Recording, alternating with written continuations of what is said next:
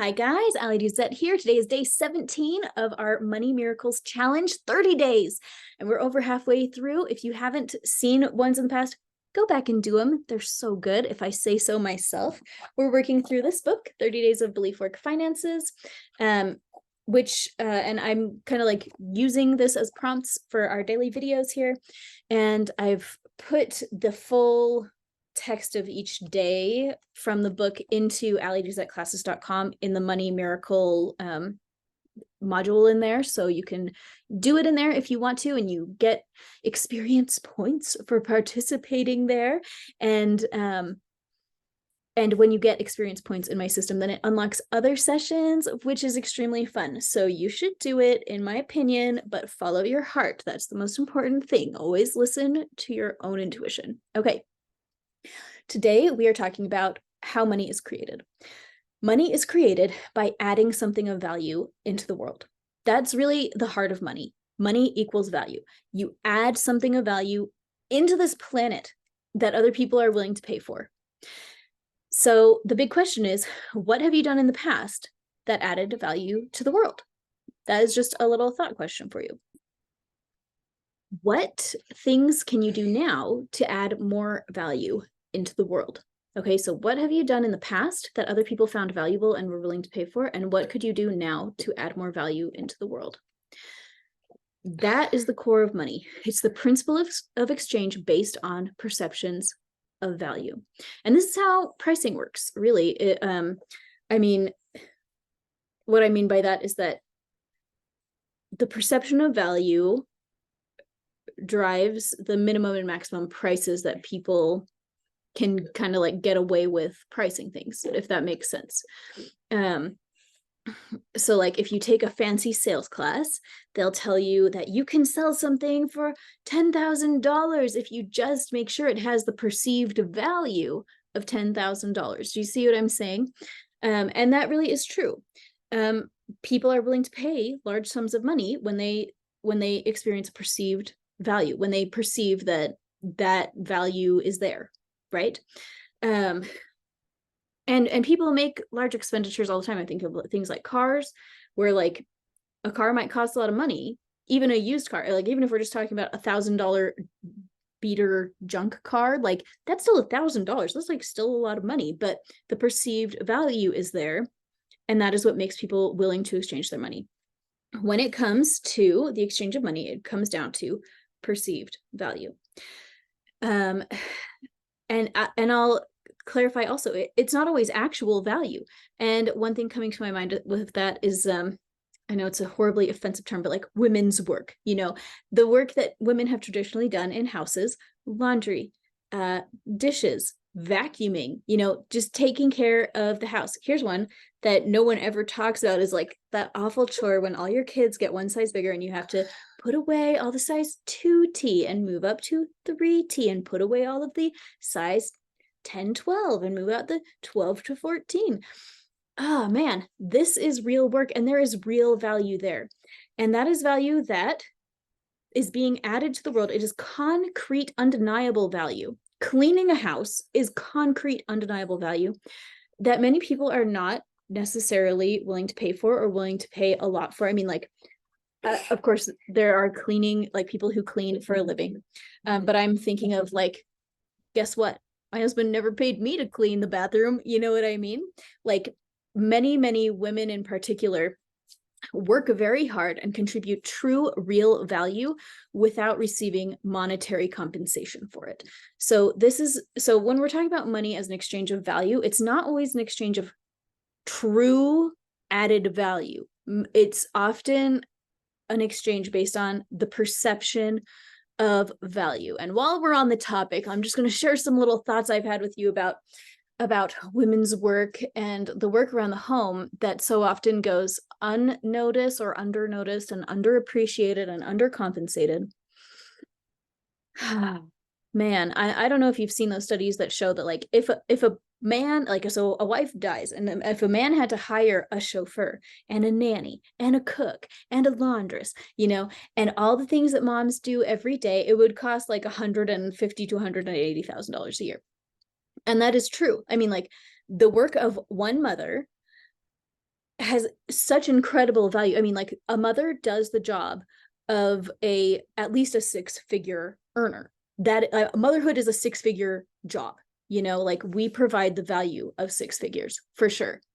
Whether or not we reap the financial reward commensurate with the work we put in is a different thing. But the thing that I've been really thinking about lately is just that it would just take so much work.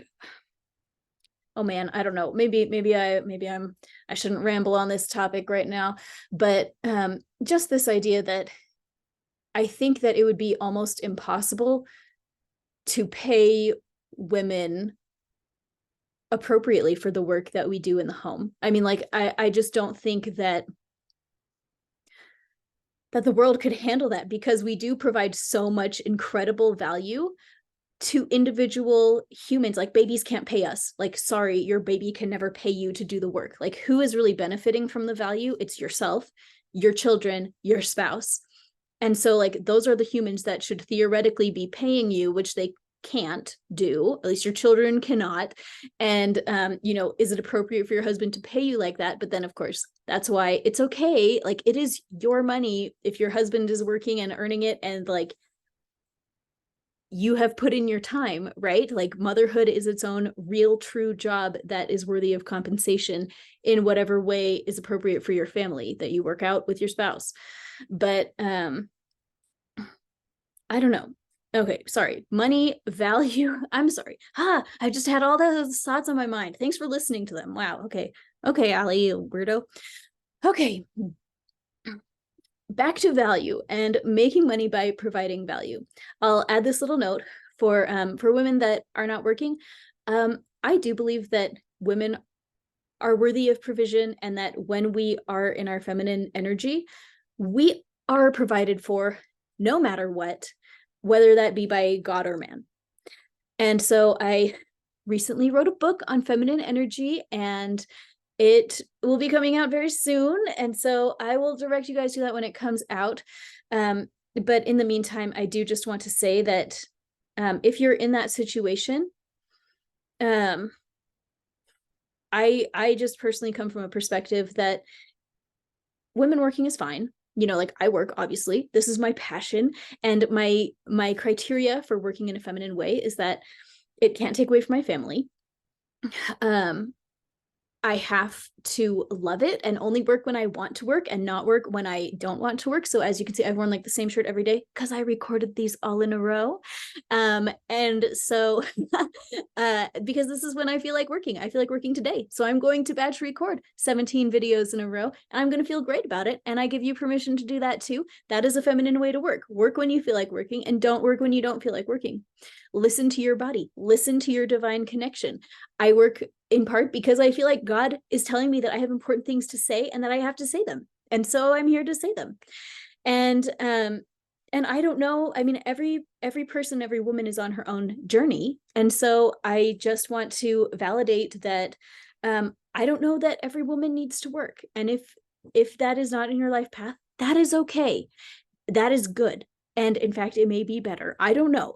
You can read my book about it and see all my thoughts. But we add value to the world just by existing. A woman in the home adds value to the world just by being there, and just by doing the things like every day that we listen to our divine source and to our own feelings and cooperate with our spouse and serve our children if there are any. Like, we are adding incredible value that deserves to be compensated. And I believe it will be compensated through miraculous means if it is not being compensated through shall we say less miraculous means. I don't know. Like, I believe you can experience miracles as a woman who does not have a job, as a woman at home. I believe that. And I will be very interested to hear the miracles that you experience. I believe that those can exist. Okay, back to money adding value to the world, adding value to the world as a way of making money. One thing coming into my mind is like, I have a friend who like crochets the most adorable little like crocheted animals. And then she makes money by selling them because people find value in the adorableness of the things that she has created, and they're happy to exchange money in return to have some of that a little slice of adorable cuteness in their lives, right? When it comes to making money, it does not have to be hard. You need to find something that other people could see as valuable. You need to position it as having value and find someone who sees that value and be open to making the exchange. It really is that simple. And so today, if you are in a space where you need to find a way to add more value to the world and create a new financial flow in your life, I just wanted to bring these perspectives into your awareness. What can you do today to add more value into the world? I don't know. That's a question for you, but I'm interested to hear what comes of your thought. Oh, and here's a 2-year-old. Do you want to say hi? Hi. Say bye. Say we'll see you tomorrow. Want to say it? No. Okay. Well, we'll see you tomorrow.